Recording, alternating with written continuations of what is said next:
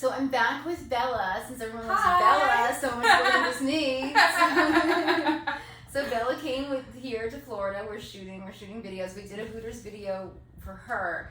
I couldn't think of anything for me. So I was like, let's just keep the outfits on because I know everybody loves the Drindles. So I'm like, we'll just keep the outfits on because everyone seems to love the Hooters outfits.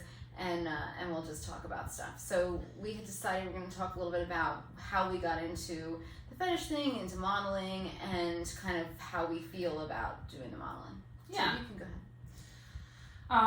I like talking about origin stories is always fun. I guess my origin story kind of goes back to like the very beginning of having a sexuality at all in a lot of ways. Like my first, like fantasies were about, I had like a very like busty plus sized substitute teacher when I was in like grade school. Okay. And, So it was a female? yeah, and I don't know, like I was too young to really be attracted, but I was like fascinated, you know? Yes. And she was kind of a hard ass too, which I didn't at the time, which I just found annoying, but I think probably overall was something that I also kind of liked, because I kind of like people who are not super difficult, but like, you know, dominatrix. like tell you what they mean and are like, you know, like tell you what they mean and tell you what they want and like aren't super like. It's one thing to be compromising, but it's another thing to not know how to say what you want. I think that was cool. But I also at some point, I don't remember how, but like I heard either through a conversation she had with another teacher or through something that some student asked her that she had a boyfriend. And like growing up, even though like there were like fat family members in my extended family, like my immediate family, it was very much like, was just like very health conscious, and they were always like, you know, like, oh, you know, don't have that or you'll get fat, you know, like from a very early age. Because I kind of tended to be like, I mean, I was also like a muscly kid, but I was like just, I don't know, I liked food and like, you know, parents want to keep you from all sorts of things.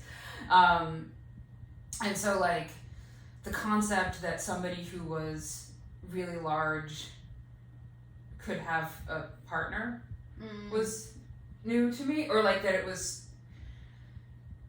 I guess like the idea that she had a boyfriend was like, I was like, oh, so like somebody likes her like that, you know? And I was like, I guess in my mind, like the immediate connection was like, well, if he likes her fat, then maybe he wants her fatter. And that was your, wow. Yeah. I was just thinking, it was the reason I started laughing. It's like Rich Lux has a video on My 600 Pound Life, whatever, and he's like, how come? He's like, I can't even get a call back yet. These people who are 600 pounds have wives and husbands and, you know, boyfriends, and they're like always in a relationship. Everybody on My 600 Pound Life is in a relationship, which I think is so funny because that's big. You know what I mean? Like, and they always are. There's no single one that I've ever seen. But I stop why it gets depressing watching that show. Yeah, I'm not a big TLC fan in general because I think it's generally pretty exploitative. Like, oh, it totally is. Yeah, it's like modern day freak show. Yeah, it's like, I mean, and on the one hand, it's like no shade to the people who are doing that, like who are on the shows, like, you know, get paid, do what you gotta do. But like, I don't really want to support the network because it's kind of, it's like douchey. You know, it's like you just want to stare at people and not really understand. But yeah, like to me, that was like the immediate connection. I like did drawings, like I full on, like you never reveal your age, right? But like, if I talk about like when I was a kid, I couldn't just like go on the internet and look up what I was thinking about. So, but I did like drawings of like her with like essentially what was a feeding machine, basically. Like I went like which is not a fantasy of mine. Zoom.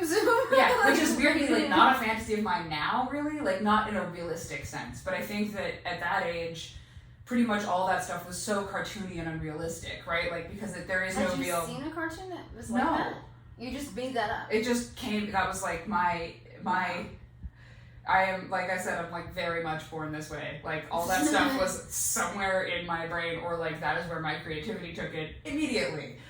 So I'm just like, oh, I guess I'm just a born freak, you know, like, and what are you gonna do? But, and like now that is not a fantasy of mine, you know, but I think at the time, you might have exhausted it. I feel like sometimes you have things that you can go revisit and revisit and revisit, and you revisit it so much you're like, okay, well, let me table that for right now. I can't really get into it. Do you feel like that with stuff or not really? I think it's maybe, I mean, that's also true for sure, but I think at this point it was like, at the time that I had that idea, it was like really prior to a full sexual awakening. So like all of the thoughts were unrealistic, right? Like I wasn't seeing myself doing any of those things. I was seeing other people. And a lot of my fantasies about this didn't include me, even up through like my 20s, my early 20s, like they were fantasies about other people. And like on some level I was never involved. Like it was just, you know, a character or an avatar that I could let play out the fantasy for me. But I never really viewed it in first person. And I think that's one of the reasons why filming videos now is so, for one thing, it's empowering, but for another thing, it's like a very natural fit for me, because that's kind of already how my sexuality works, is like... Well, because you did that before you started selling, like, yeah, being a model. Yeah. Just making the videos for yourself. Yeah, that's another thing that she knows about me, that because we've talked about it before. Which I thought was very interesting. Yeah, is that... Because I don't think I always like obsessively look at photos of myself and like shit like that. But I never videoed. But I don't do stuffings anyway. So that I don't do stuffings. It's not that I don't do stuffings. So I guess it would be like, what would I film necessarily? Like I like the belly play stuff and things like that. But like it's that's definitely changed. I feel like. Yeah. But. And I mean, for me, it was initially, weirdly, those first fantasies were actually kind of mutual gaining fantasies at times. Like, some of them were just her, some of them were both of them, you know, sort of like letting go. I think, you know, I definitely remember like having food restrictions when I was a kid and thinking like, I can't, you know, not saying it out loud because then I thought I'd maybe like get imprisoned forever if I mentioned this, but I was like, you know, like thinking I can't wait till I'm a grown up so I can be as fat as I want, you know, and like it's not up to somebody else, it's up to me. But for the most part, the most important part was like a female character gaining, and I think like when I was in college, you know, early YouTube, finding like early models like Aziz Miss, you know, I'm sure, like who was out there very early on, and did like some really amazing stuffing videos, and is still freaking amazing. There's a Jessica, but they spell her name really weird. Do you know who that is? Yeah. Her waking progression videos I've watched before. I Yeah. don't know who we were talking about that. Regardless, like, you know, I found some, like, people whose names I no longer remember, people who did, you know, they were all, like, mostly they were faceless clips. It was just people's bodies, and actually getting to see that was kind of amazing, because I mean, I always did, you know, drawings or, like, imaginary things, and so I would, and because I also, like, I don't know, I was very closeted. I didn't want people to know that I thought about that, so I worked really hard to not look like I might think about that, so it was really important for me to not be fat, so I, like, dieted a lot and worked out a lot. But you tend towards being just a bit, well, you're tall. Yeah, I was always curvy, person, yeah. But, like, I worked really hard, especially in, like, my late teens, early 20s, to, like, you know, stay under 200 pounds, like, under 180, if I could, which, you know, on me, I know that sounds like a lot of weight, but for me, I'm like, at 165, I'm a size 6. So, like, that's just, like, kind of how my weight progresses. But there was a lot of, like, you know, you can't not do something all the time. And I love to eat and I love food, and obviously the two things were connected, but because I was trying to keep them separate, like, I kind of was able to keep these two things separate for a long time. So I, like, dated normally and had normal relationships, relationships, quote unquote. Did you ever tell anybody? No. No. But I would, like, when I had free time, if I could, like, lock the door to my room and not have to see my roommates or see anybody for 24 hours, I'd, like, you know, order a bunch of food and, like, just, like, stuff myself in my room by myself. And a lot of the time I would film myself before and then film myself after, not necessarily during, but I liked to, like, compare the before and after videos of myself and, like, see myself stuffed versus not. And when I was a lot smaller, it was, like, a really, really obvious difference, too. Which is still, you know, very visible, but, like, that's one of the fun things about when you first start out is, like, seeing that big bulge. So I feel like when I missed dinner, I couldn't tell if I had eaten something, or I feel like you didn't see it as much. And then for me being heavy, but I'm, like, not that heavy, but, like, being heavier, I feel like you can see it more. I mean, so there's kind of a happy medium. I think there's, like, a place where you have just enough fat to, like, exaggerate it, but then when it's flat, it's kind of pretty flat. So, because, like, for me, it was, like, seeing my flat, like, fairly flat stomach, because I, like, worked out a whole ton, and I was, you know, pretty toned, but also I had, like, a, you know, maybe, like, a ½ inch to an inch of fat across my abdomen, right? Like, maybe an inch lower down and ½ inch up here around my belly button. But that was still very stretchable, so I could eat a ton really quickly. And because at the time I was trying to hide it, there was this sort of, like, reckless abandon that, like, it still happens for me, but, you know, there was, like, certainly a little bit of reckless abandon about it. And so I'd, like, film myself and then, like, get off to it and then delete it immediately. I remember you saying that about the deleting it immediately thing, which I know you're saying you wish that you still had that. Yeah, footage. I wish I'd saved them now, but at the time I was so terrified that, you know, I was like, you know, what if I die and somebody, like, goes through my computer and then, like, they find it and then there's no way for me to even explain it. But you it's know? so weird because I feel like any other fetish, like, nobody would give a shit, but it's like there's something that's, like, so shameful about the, like, liking fat thing to people for whatever reason. I'm very, you know, but I'm like that, you know, and then it's different too when you like fat people, like, even when you're an FA versus someone who's a gainer. I feel like it's a very different. There's much less taboo. You date a fat guy, nobody gives a shit. Like, they might say something, but, like, it's not like you're the one that's being under the scrutiny, you know? So yeah. It is a big difference. Yeah, there's like, definitely, you know, it's like the same, just because I have a fetish for my own weight gain doesn't mean I don't suffer from the same weight insecurities that somebody who doesn't has.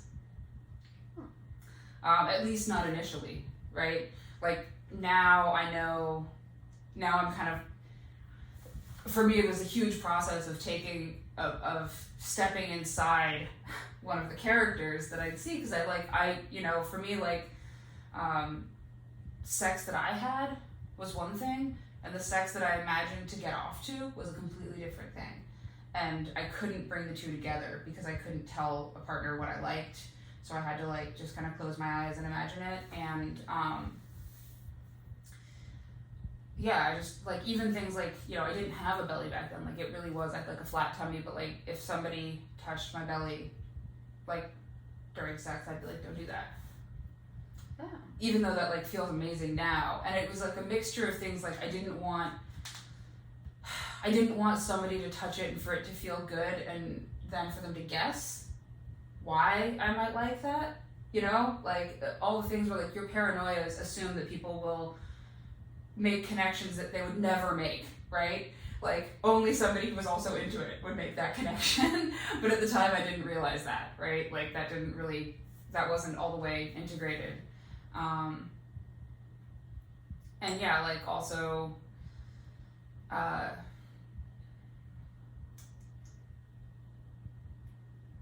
there's just, I can know what looks good to me. Like, I remember when I first started, like, when I was really young and I was attracted to images of fat women and to, like, the concept of being able to be fat myself, but I knew that wasn't socially acceptable. So, like,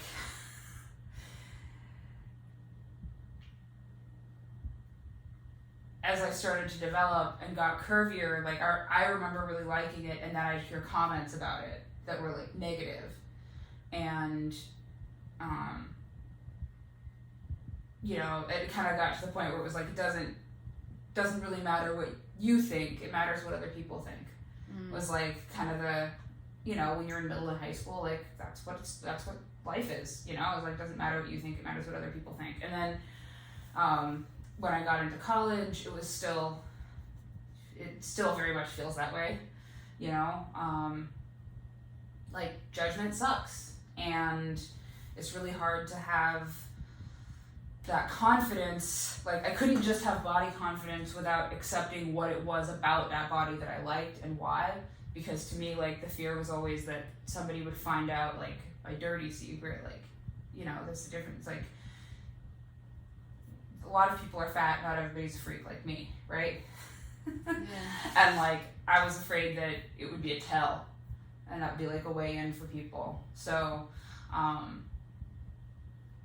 it was definitely a process of, like, slowly, you know, dating somebody who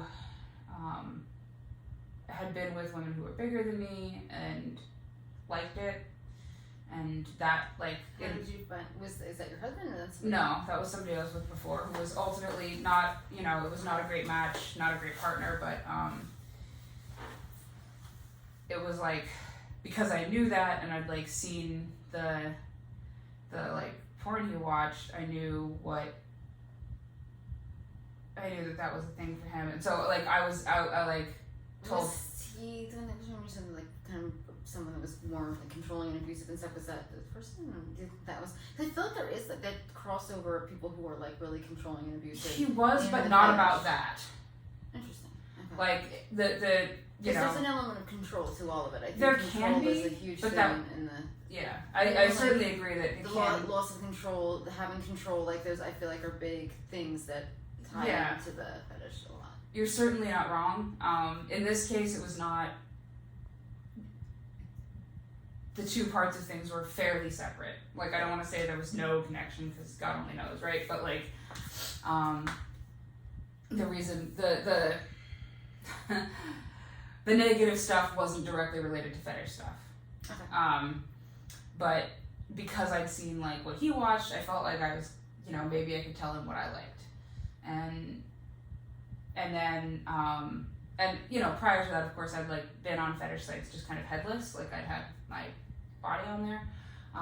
But, you know, I was small enough that people really didn't take me seriously. And also, I wasn't sharing anything. I was, like, trying to talk to people or anything. I was just kind of lurking, I guess. But,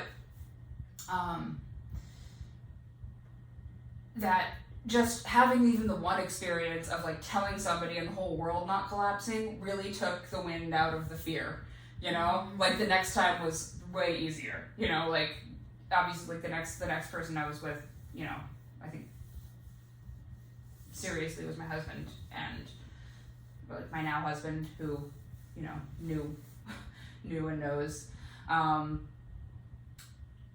and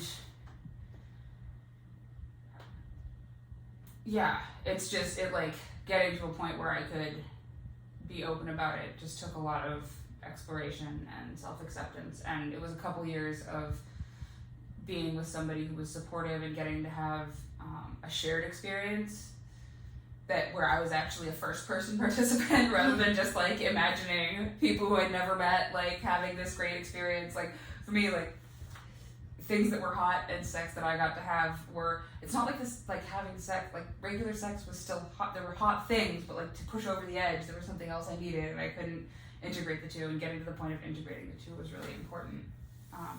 So it feels great to be there now.